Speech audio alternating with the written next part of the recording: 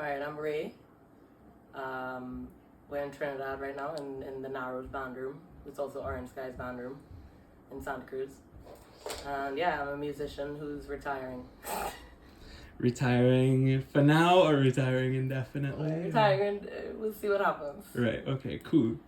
So you're a musician, and that's what we're going to be talking about today. So, can you take us back to some of your earliest influences in your musical journey, whether it be a person, a place, an instrument, a song, anything? Yeah. So I got my first guitar when I was 6, and I went into Knowledge Zone, this real cool toy store in Ellerslie, and they had this first act guitar. It was like that big, and I asked for it, and my parents got it to me for my 6th birthday, and the condition was that I start lessons. So I started doing piano and guitar, and then I think when I was about 12, I started wanting to sing the songs I liked, and it was very much like punk rock, pop punk, like My Chemical Romance and Panic at the Disco and Fall Out Boy and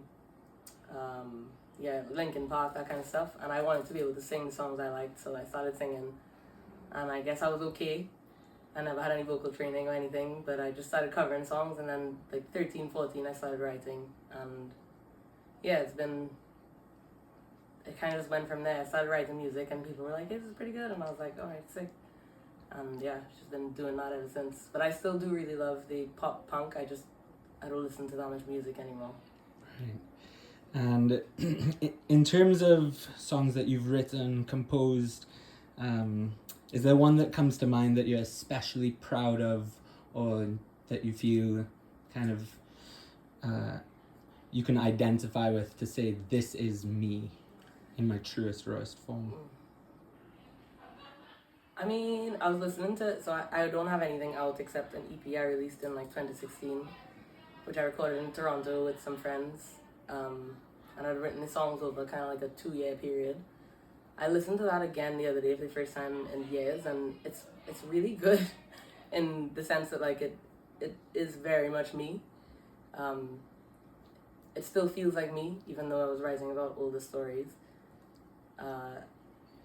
And that's cool because it's old, but I did write a song after that period that I think to me is my most me song. It's called Moonlight. It's just not anywhere to be listened to yet.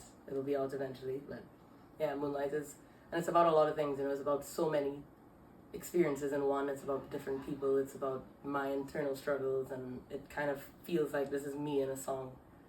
But yeah, in general, the EP does feel that way too, but this one song feels most like this is me in one song. The EP is me in one project. Right. And you alluded to retirement. Yeah. So in terms of that, do you have aspirations for the future to eventually return into music, or?